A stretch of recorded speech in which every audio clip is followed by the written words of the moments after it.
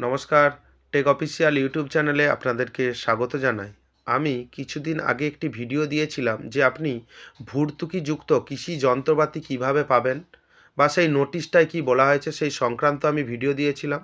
আজকে এই ভিডিওতে আমি অনলাইনে দেখাবো যে আপনি কিভাবে অনলাইনে আবেদন করতে পারবেন।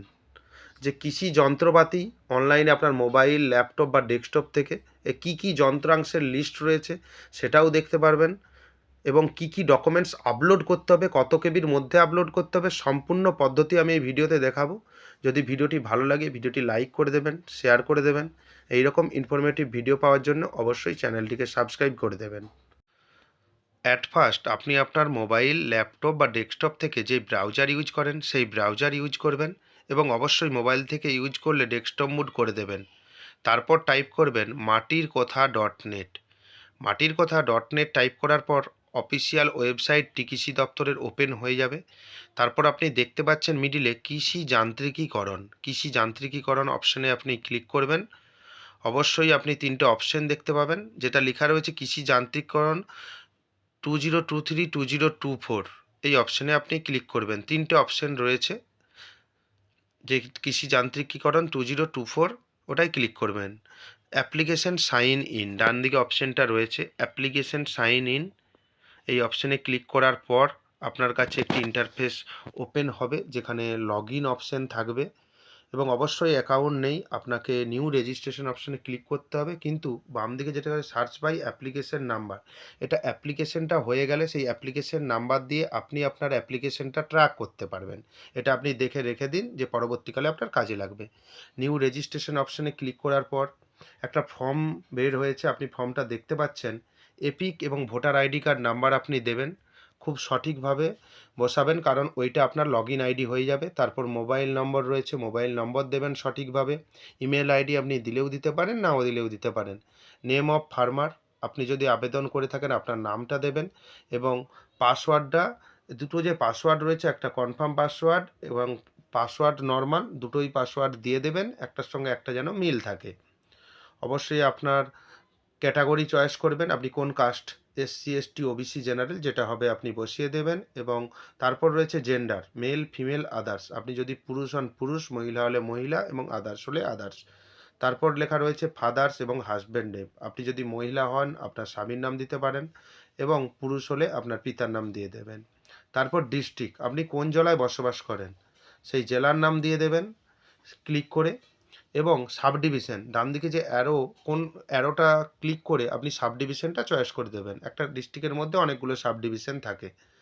তারপর আপনার যে ব্লক, কোন ব্লকে আপনি বসবাস করেন, সব অ্যারো চিহ্নর মাধ্যমে আপনার কাজটি হবে। আপনি ডান দিকের অ্যারো চিহ্ন দিয়ে আপনার যেই ব্লক আপনি ওখানে বসিয়ে দেবেন এবং গ্রাম পঞ্চায়েত, কোন গ্রাম পঞ্চায়েতের আপনি বাসিন্দা সেই অপশনে ক্লিক করে আপনার গ্রাম পঞ্চায়েত চলে আসবে, ওখানে অ্যারো চিহ্নতে ক্লিক করে আপনি সিলেক্ট করবেন। এবং মৌজা, কোন মৌজা এবং জেএল নম্বর বাম দিকে শো হচ্ছে, আপনি যেই মৌজায় বসবাস করি আপনি মৌজার নামটা দেখতে পাবেন এবং বাম দিকে যে জেএল নম্বরটাও দেখতে পাবেন, আপনি চয়েস করে নেবেন। এবং ইওর ভিলেজ, ভিলেজের অপশানে একটা প্রবলেম রয়েছে, অনেক গ্রামের নাম এই ম্যাপিংয়ে আসে না, তাই আপনি আপনার যেটা মৌজার নাম ওটা দিয়ে দিতে পারেন এবং যেটা আইডিতে আপনার নাম আছে ওটাও দিতে পারেন, সেটা কোনো প্রবলেম নেই। এবং পোস্ট অফিস, কোন পোস্ট অফিস আপনার নিয়ারেস্ট, যে পোস্ট অফিস বা আপনার যেটার মাধ্যমে চিঠিপত্র এসে সেই পোস্ট অফিসের নাম দেবেন। এবং পিনকোড নম্বর একটা রয়েছে, পোস্টাল কোড, আপনি পোস্টাল কোডের নাম দিয়ে সাইন আপ অপশানে ক্লিক করে নেবেন। তারপর দেখবেন আবার ব্যাকে চলে যাবেন, অ্যাপ্লিকেশন লগ ইন। এইবার আপনার অ্যাকাউন্টটা সাকসেসফুলভাবে লগ ইন হয়ে যাবে। লগ ইন আইডিটা যেটা আপনার ভোটার কার্ড নাম্বার এবং যেটা পাসওয়ার্ডটা আপনি ক্লিক করে নতুন করে যে তৈরি করেছিলেন পাসওয়ার্ড, সেই পাসওয়ার্ডটা দেবেন। এবং সিলেক্ট সিজন, এটাই হচ্ছে যে সিজন 2023 থেকে 2024 এবং সেকেন্ড ফেজ, ফার্স্ট ফেজ হয়ে গেছে, এটা সেকেন্ড ফেজের জন্য নতুন করে অ্যাপ্লিকেশন করতে দেওয়া হয়েছিল। ডান দিকে আপনার নাম দেখতে পাবেন, অবশ্যই আপনি নামটা দেখে নেবেন আপনার নামটা এসেছে কিনা।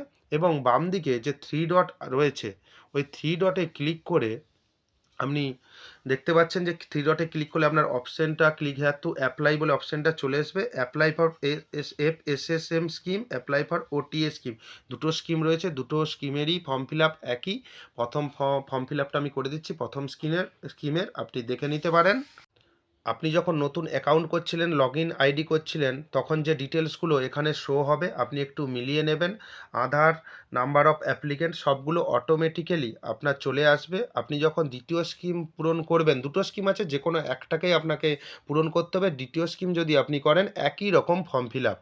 আপনি আপনার ক্যাটাগরি বা যা আছে সব আপনি দেখে নেবেন এবং আপনার এজটা আপনি ডেট অফ বার্থ অনুযায়ী একটি হিসেব করে দিয়ে দেবেন যে আপনার বয়স কত হতে পারে।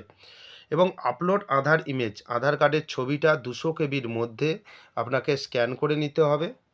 200 কেবির মধ্যে স্ক্যান করে নিয়ে আপনি এখানে আপলোড করবেন প্রমাণস্বরূপ। এবং আপলোড ভোটার ইমেজ, আপনার যে ভোটার আইডি রয়েছে বা এপিক কার্ড যাকে বলে থাকি, সেই আইডি প্রুফও আপনাকে এখানে দিতে হবে। এবং আরেকটা কথা বলে রাখি, আপনি যখন ভোটার কার্ড দিয়ে রেজিস্ট্রেশন করেছেন, সামনে ওই অপশানটা ছিল, দেখতে পাবেন যে কেবি আইডি অটোমেটিক্যালি চলে এসেছে, আপনাকে ম্যানুয়ালভাবে কোনো কিছু পূরণ করতে হবে না, একটু শুধু চেক করে নেবেন। ব্যাঙ্ক ডিটেলস, এটাই হচ্ছে মেন জিনিস, আপনি পুঙ্খানুপুঙ্খভাবে এবং নিখুঁতভাবে আপনি ফিল আপ করবেন, কারণ এই অ্যাকাউন্টে আপনার সাবসিডি আসবে। আপনার name as per bank account, রেকর্ডে এক নাম থাকতে পারে এবং ব্যাঙ্ক অ্যাকাউন্টে এক নাম থাকতে পারে। MAITI মাইতি হতে পারে, MAITY মাইতি হতে পারে। আপনার ব্যাঙ্ক অ্যাকাউন্টে যে নামটা, নাম দিয়ে দেবেন, কোন ব্রাঞ্চ দিয়ে দেবেন এবং অ্যাকাউন্ট নাম্বার, IFSC কোড সবই পুঙ্খানুপুঙ্খভাবে আপনি ফিল আপ করবেন। এবং pan card number, pan card নাম্বারটা অবশ্যই দেবে, আমি রিকমেন্ড করব আপনাকে দেওয়ার জন্য।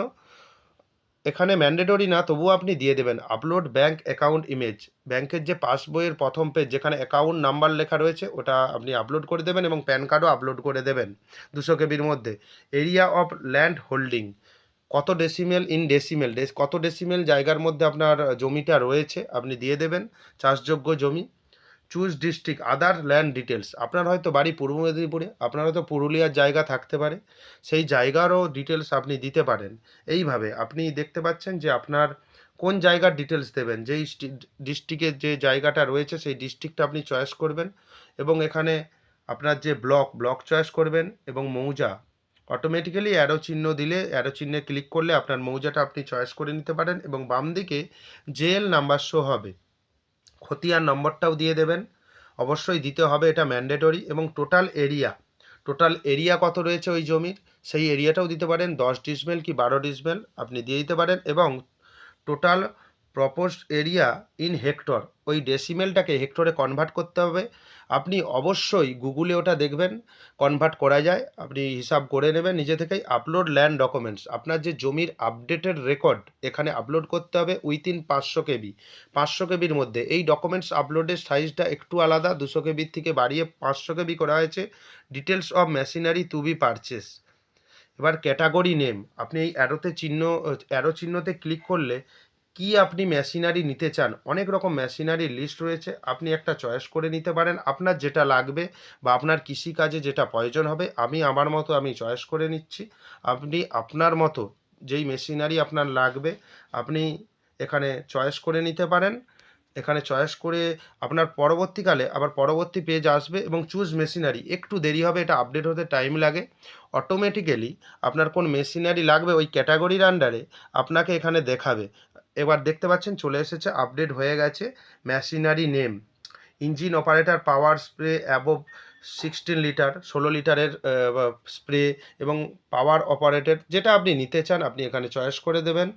নেম অফ মেশিনারি, ম্যানুফ্যাকচারার, কারা তৈরি করেছে এই অপশানও আছে, আপনি ক্লিক করতে হবে আপনাকে। এবং চুজ ম্যানুফ্যাকচারার, এখানেও দুটো অপশান আছে, যেটা আপনার সুবিধে সেটা চয়েস করবেন। এবং এখানে প্রাইসটা দেখাচ্ছে, আপনি প্রাইসটাও দেখে নেবেন, এখানে আপনার ডিস্ট্রিক্টটাও চয়েস করে দেবেন।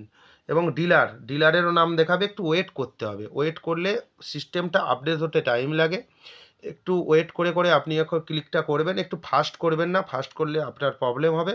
এবং সাবসিডিটাও এখানে যে 4টে যে অপশন দেখাচ্ছে বা 3টে যে ডিলার দেখাচ্ছে, আপনি কোন ডিলারের কাছ থেকে নিতে চান আপনি চয়েস করে নেবেন। এবং সাবসিডি কত টাকা দেওয়া হবে সেটাও আপনাকে উল্লেখ করে দিয়েছে। এবং ব্লু বুক নাম্বার, আপনার কাছে কোনো ব্লু বুক নাম্বার নেই তাই পূরণ করতে হবে না। Upload blue book documents, upload করতে হবে না। Total financial outlay in RS, কত টাকা পড়বে এটা দেখিয়ে দিয়েছে এবং এর মধ্যে সাবসিডি কত পড়বে সেটাও দেখিয়ে দিয়েছে। অবশ্যই আপনি এটা দেখে নেবেন আরেকবার এবং সাবমিট অপশানে ক্লিক করে নেবেন। সাবমিট অপশানে ক্লিক করলে একটা ফর্ম বেরোবে, ফর্মটা আপনি ডাউনলোড করে প্রিন্ট করে নেবেন। প্রিন্ট করে নেওয়ার পর যাবতীয় অরিজিনাল ডকুমেন্টস আপনি ব্লক অফিসে, আর বেশি দিন টাইম নেই, 10 থেকে 11 দিন টাইম রয়েছে। আমার নোটিফিকেশনে আমি যেই ভিডিওটা দিয়েছি আগে, যেই নোটিশটা আপনি দেখে নেবেন কতদিন টাইম রয়েছে। যদি ভিডিওটি ভালো লাগে, ভিডিওটি যদি উপযোগী মনে হয়, তাহলে ভিডিওটি লাইক করে দেবেন। এই রকম ইনফরমেটিভ ভিডিও পাওয়ার জন্য চ্যানেলটিকে সাবস্ক্রাইব করে দেবেন। ধন্যবাদ।